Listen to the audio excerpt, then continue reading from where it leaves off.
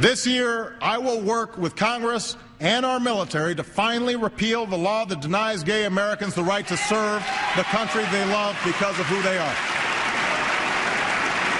It's the right thing to do. That was not the first time, just the most recent time, that President Obama clearly enunciated his opposition to the military's don't ask, don't tell policy. It's the policy that kicks qualified gay servicemen and women out of the military simply for being gay. Interestingly, new Department of Defense figures say that the number of people kicked out of the Army, the Air Force, the Navy, and Marines during President Obama's first year in office actually declined by about 30% from the year before. In 2008, 619 people were kicked out. In 2009, the number was down to 428.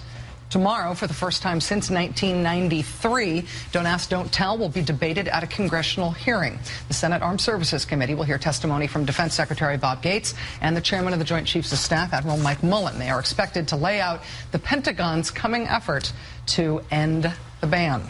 Joining us now is Democratic Senator Kirsten Gillibrand of New York. Senator, thanks very much for coming in. It's nice to see you. My pleasure. Nice to have you here. Can you give us any sort of preview about what you're expecting at the hearing tomorrow?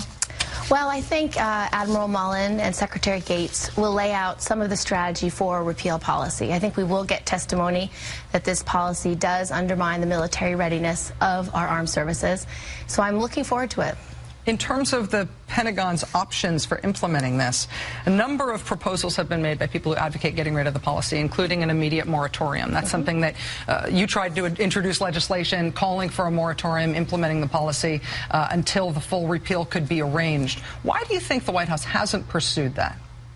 Well, I think it's been focused on a lot of things, but I do think now is the time to act. And I think Congress can take its own action and repeal the policy. And during that time, the president can also issue a stop loss or do a moratorium. So there's a number of measures we can take immediately to stop the enforcement of this very, very corrosive policy. It completely undermines the military readiness and strength of our armed services.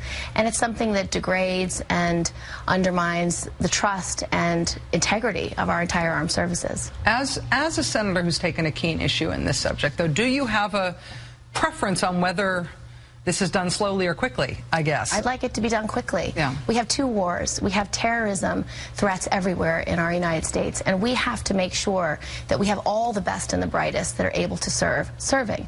As you said, in this past year alone, we've lost over 600 personnel. We need to keep all the best and brightest, and as you've covered in the past, we've lost 10% of our foreign language speakers in Arabic and Farsi, languages that we really need in fighting terrorism. We've also lost over 800 personnel in mission-critical areas, meaning they cannot be easily replaced.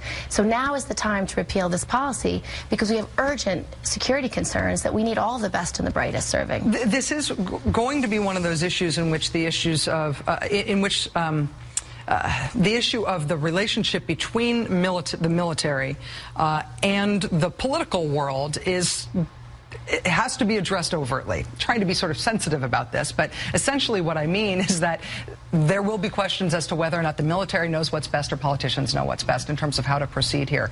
When you hear from Admiral Mullen, when you hear from Secretary Gates tomorrow, is there a line for you? Is there a bright line where you think that what they're saying won't be fast enough, won't be enough, on which you will push them to go faster than they may want to go?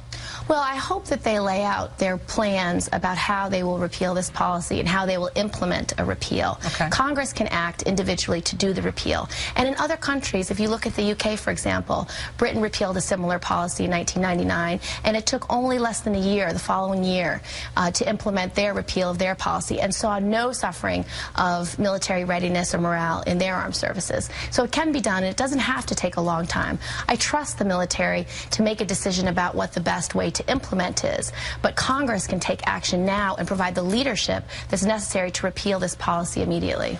In terms of building support for repeal and highlighting the harms of this policy as you see them, I know that you've been trying to highlight the stories of people who've been kicked out of the military. You've got a website linked to your website are the stories of some of the people who've been kicked out. Why did you do that, and how does that work? Well, it's at my website. It's DADT storyproject.com. Okay. And we have about 12 stories highlighted of individuals about what happened to them and how this policy affected them. And for me, it all started when Lieutenant Dan Dan Choi came to me and told me about his personal story. And this is a man who has accomplished so much in our military, one of our greatest heroes.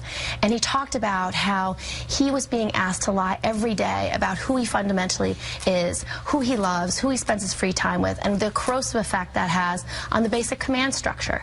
And so his story is so moving and powerful and inspiring to me personally. I thought that the more stories we could bring to bear into the public discourse, it will move this debate forward to a place where we will earn the 60 votes we need to repeal it. Well, after Dan Choi came out on the show, I can't tell you the number of people that we heard from, both in the military and people who were moved by his story and wanted to do something about it. So at least in his case, I can tell you from personal experience, it moves people. Absolutely.